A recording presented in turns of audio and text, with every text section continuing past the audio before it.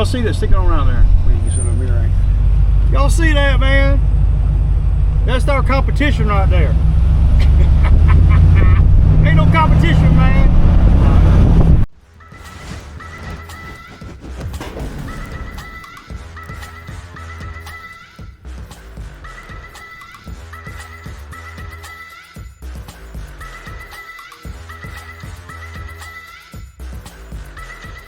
Good morning. And a lot's happened since yesterday afternoon. Well, not, you know, not nothing that I can't handle, you know, because we're always striving, you know, to you know, scratching and clawing at the schedule.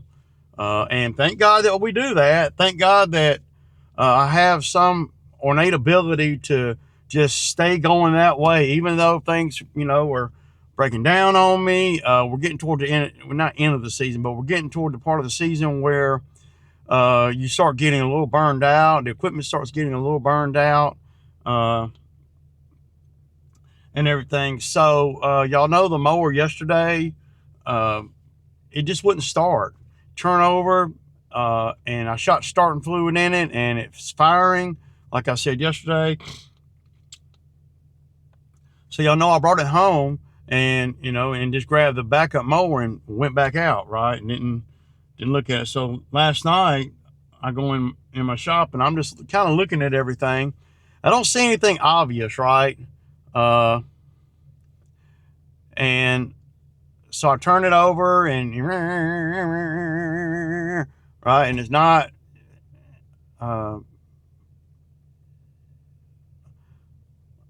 it doesn't sound like it's firing, right? But I'm smelling fuel. And usually if you smell fuel and you don't get no kind of fire, then it's well, it can be, I guess it could be spark plugs or the bad fuel, or I don't know. So I'm you know, I'm zeroing in on about what it could possibly be. And that's another good thing about having the same mowers. When you got the same lawn mowers, you get very familiar with them. So that's a good thing about having, you know, the same mowers, because you kind of can identify what's going on with them pretty quick, usually now. Well, sometimes you're running issues that you can't really figure out. For me, I can usually figure out what's going on with them. It usually comes down to, well, you know, how I want to spend my time. Usually I can fix most things.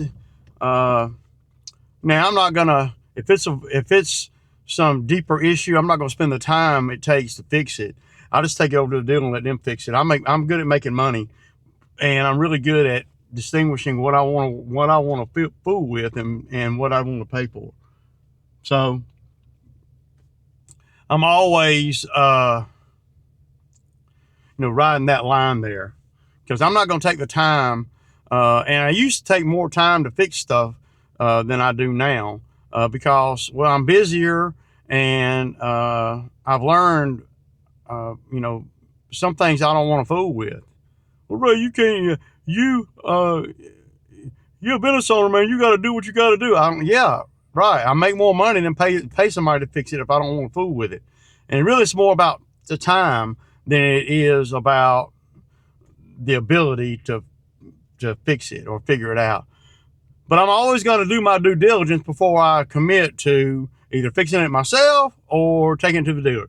One or the other.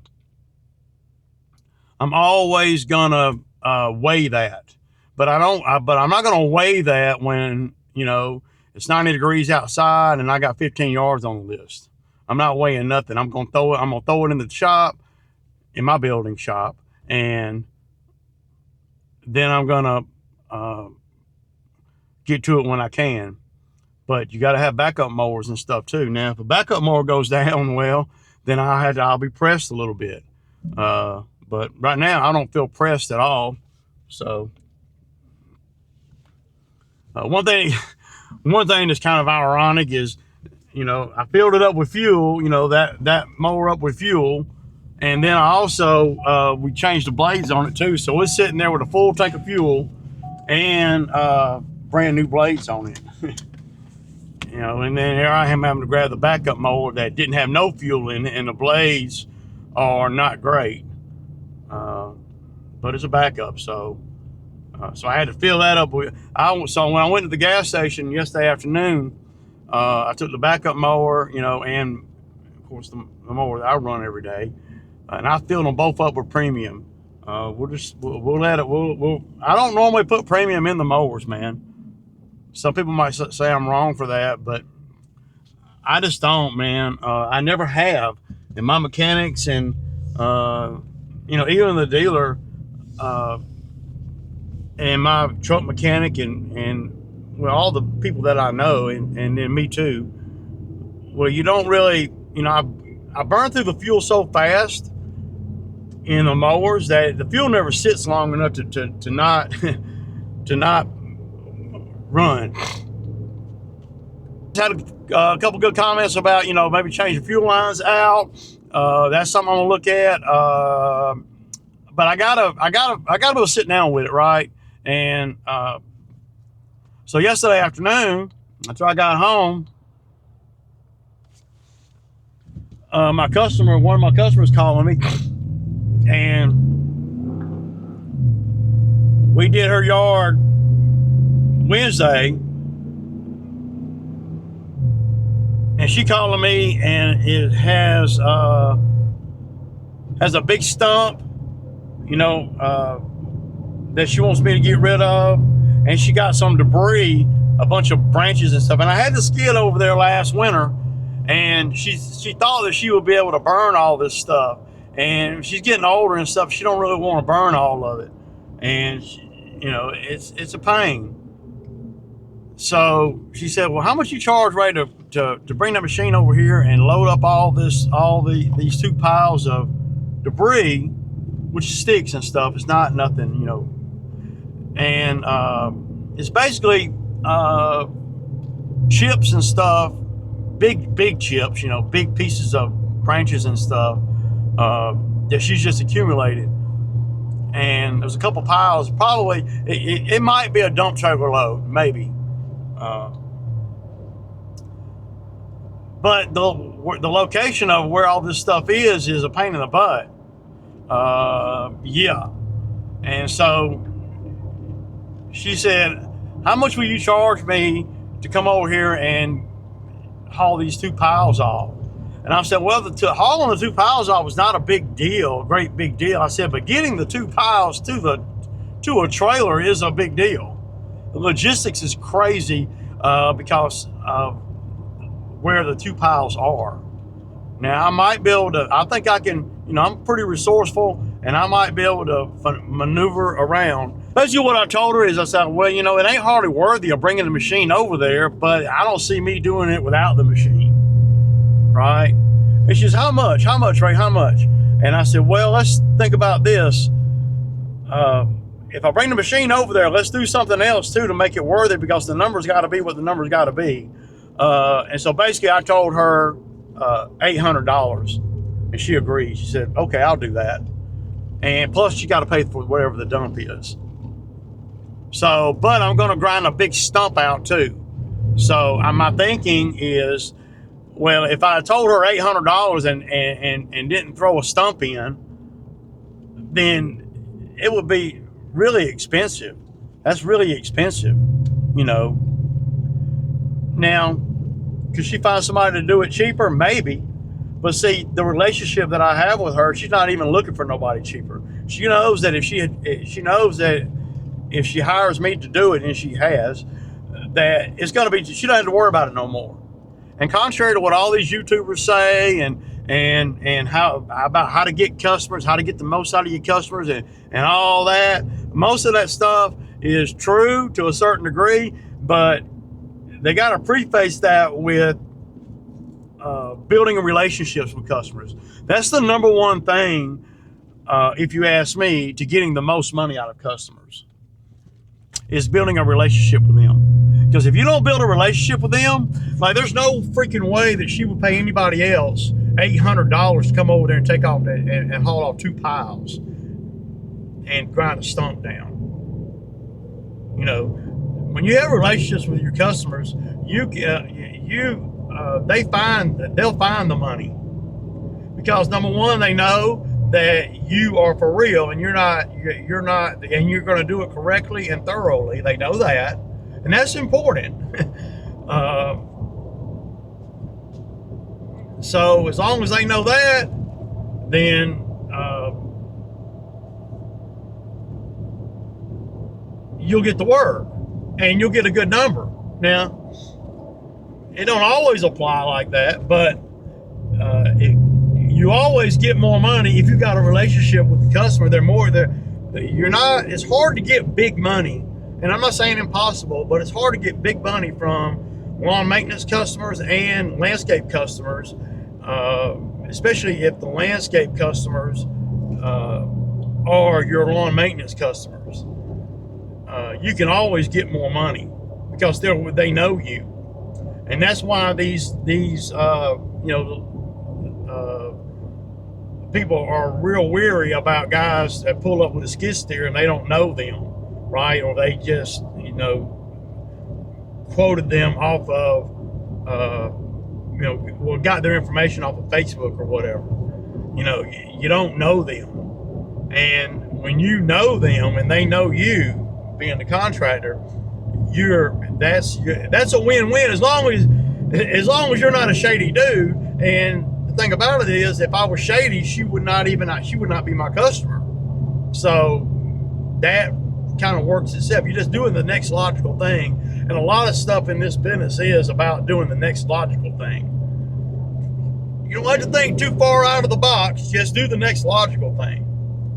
So, to make a long story short, me and Phil are going to be over there tomorrow morning, and we're going to do that. I'm going to have Phil drive the other truck. He's going to take the dump trailer, and I'm going to pull the skid with the new trailer, and we're going to get that done. The logistics of it are going to be a little bit unique. I'm not going to want Phil to manhandle everything. I'm probably going to want to put that dump trailer in the backyard at the bottom of this slope, and then I'm going to try to put all the stuff in the dump trailer over the slope and drop it down into the dump trailer. That's what I'm going to try to do. And having the new trailer with the 4 pockets and all, I'm going to be able to haul the grapple. We'll see the grapple bucket, the tooth bucket, the stump grinder, and the forks. And I'm going to have plenty of room on the trailer. So I don't know if I mentioned it, but I did get the hydraulic line for the grapple, and I got it put on there. So that's all gravy, baby. So yeah, let me look up this ad. So Jonathan over there at Florida Turf Pros, he's been coming up with a lot of, well, he's living it. He's been coming up with a lot of good content about, customers and everything. And I like to see some of the stuff that he talks about, and then I can always, add to it. His business is a little bit different than mine. I don't know if it's bigger or little or smaller, as far as income goes. I know he has a couple employees, and but they do a lot of, from what I see, and it's not a dig or nothing, they do a lot of postage stamp type properties that are down there in Florida. And I know he's super busy right now. Super busy. So he did a video talking about, how to get the most money and all, and one way. And I have found that the very basic format to get the most money is build a relationship with the customer. That's the bare basics. And if you can do that and show through over time, not just, That's one reason why y'all don't see me do a heap of skid work, because I can't build relationships with those customers.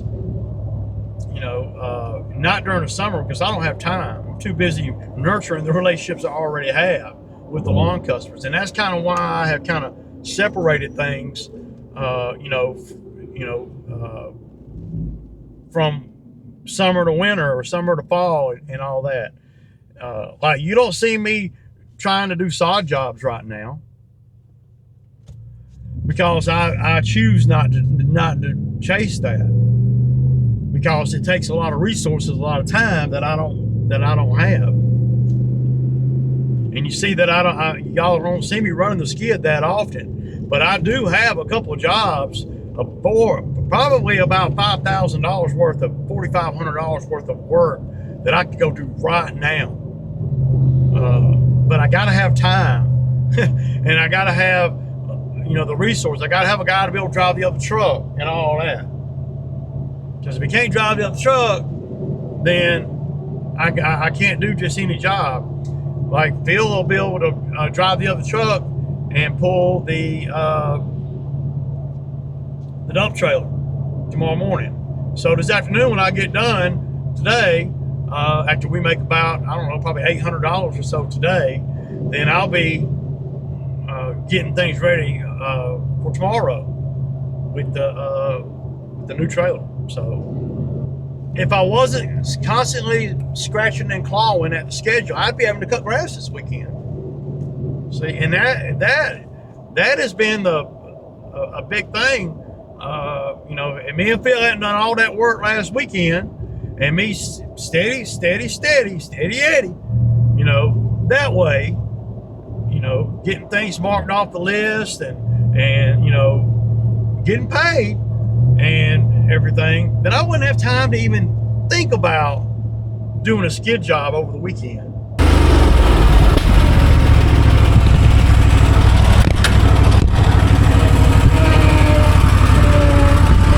So let's go back here and see how good a 2,500 hour Exmark does. Is cutting this grass. Look how thick this grass is. Cam's on the backyard. The mower he is on was almost 2,600 hours on it. Never greased one spindle. I've never greased anything on the whole machine in the 6 years that I've had it. So let's go check it out.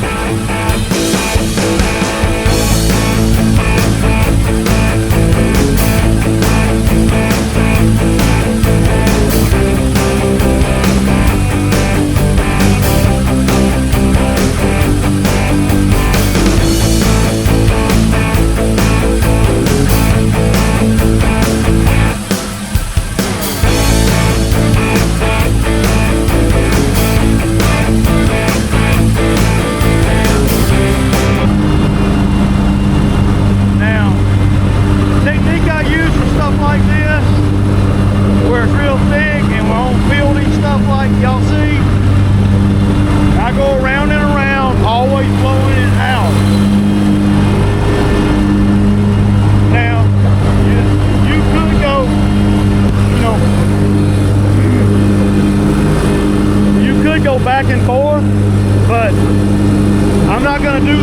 this kind of grass, because when you go back and forth, well, I would do it if the grass were drier, but when you go back and forth, you're cutting the grass twice, and it's still gonna clump on you. I know if you had a skag, it wouldn't. That's a lie. Don't tell yourself that. But this is just my method of cutting big fields. I make an outline, and then I just go round and round. Now, me personally, I can cut it any which way that can be cut. But when you got guys working for you, you can't do that, because they need to be able to follow a line. And y'all see, look at all the clumps. That's how much rain that we've had. So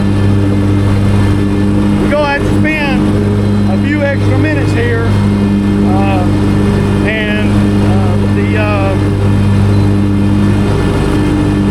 the girlfriend of the owner, she texted me and said she's gonna Venmo me, and that the owner wants me to spray. So that'll be another $60 over here. So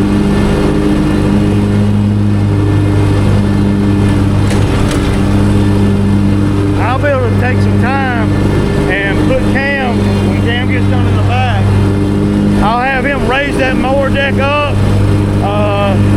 I think he's on a 3.25. I'll have him raise that mower deck up to about a 4.5, and he can run through all this right here. Okay, y'all. So we are well, 3/4 of the way done with the route so far today. We're not doing great on time, but we're not doing terrible on time either. I'm trying to. I see it's trying to. I got Cam doing this one right here. It's empty property, and she just pays for us to bring a mower over here every 2 weeks. So I'll let him cut it. So.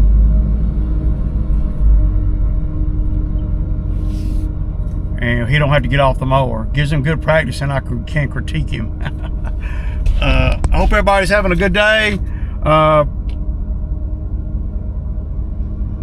Now we got 3 to do in the neighborhood. Okay. Turn it off. All right, y'all. Okay, y'all. So we're done for the day. It's 2 o'clock. Yeah, had a good day. You know, I'm getting a little bit burned out, man.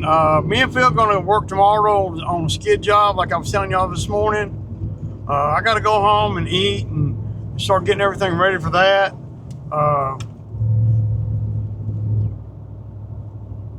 But other than that, man, I really ain't. You know, I'm tired, man.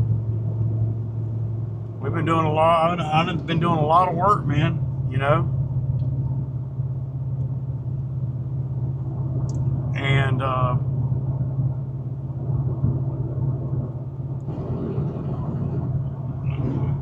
physically I'm fine, but mentally I start to get a little bit, you know, well, burn out a little bit. You know.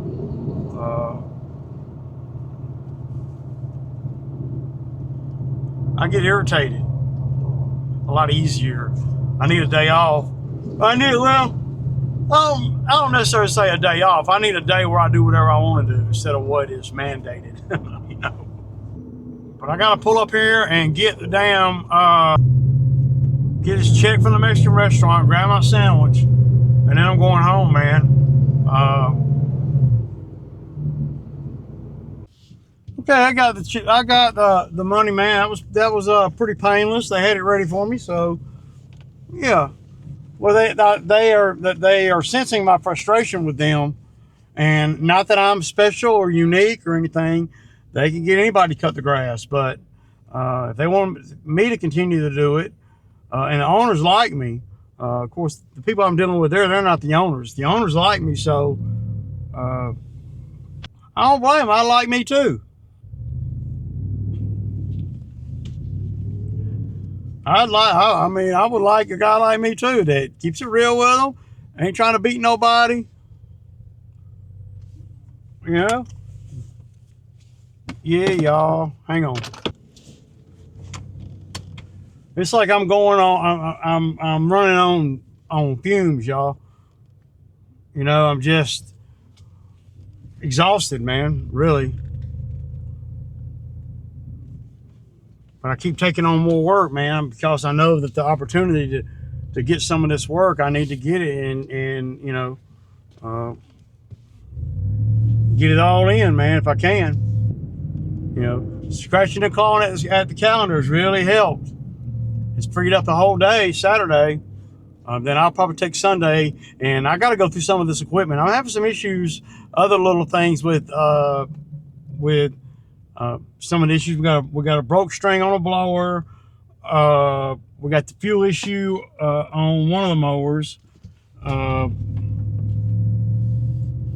and the mower on the latest mower that I got, right, and this would be an Exmark issue.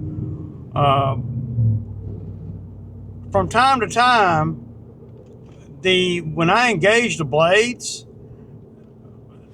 there's such a jolt, right, that, and it could be the aftermarket belt doing that. You know, I don't know, man. I kind of doubt that. But what's happening is it's jumping the stop on the idler arm.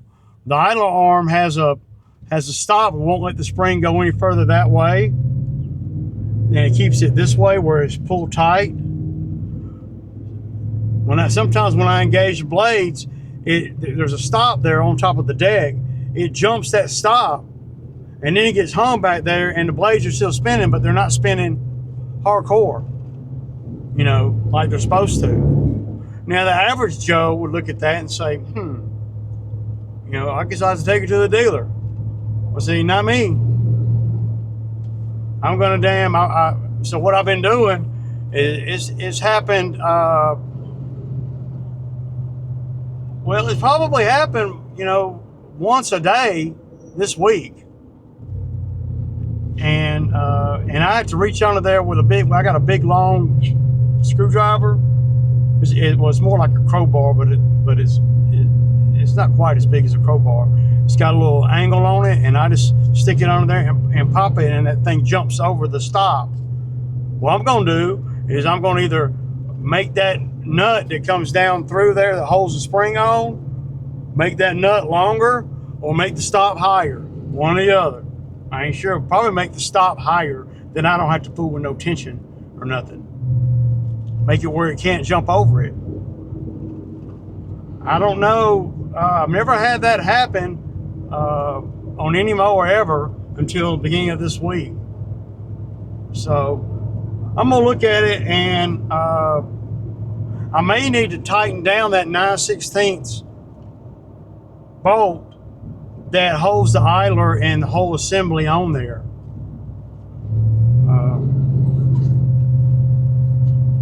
So yeah, nothing major, man. Just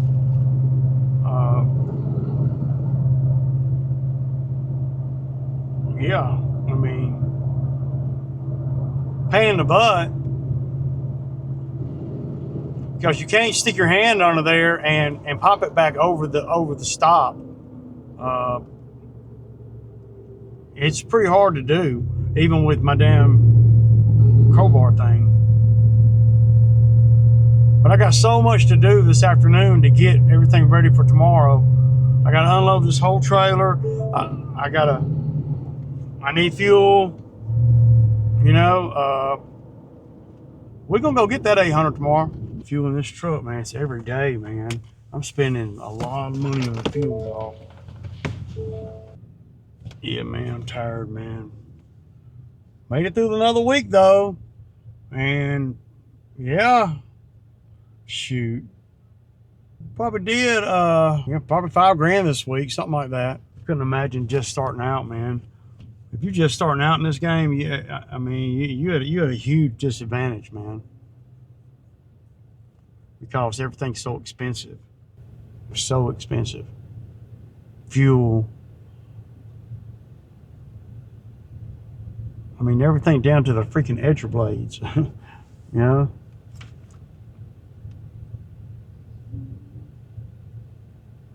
It's just expensive, man, to have this kind of business. You got it. And then you got all these stupid spam calls. Hello? Steady calling me all the damn time.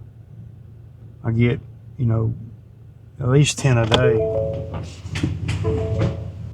At least 10 a day. But I'm gonna get in here in the house and chill with my little dog, jump in the pool, all that there, y'all. Well, I'll try to get some footage tomorrow. We'll try to get some footage of the new trailer being used, and yeah, we'll try to do, you know, do the best we can, y'all. This is Shot Out Ray. Deuces.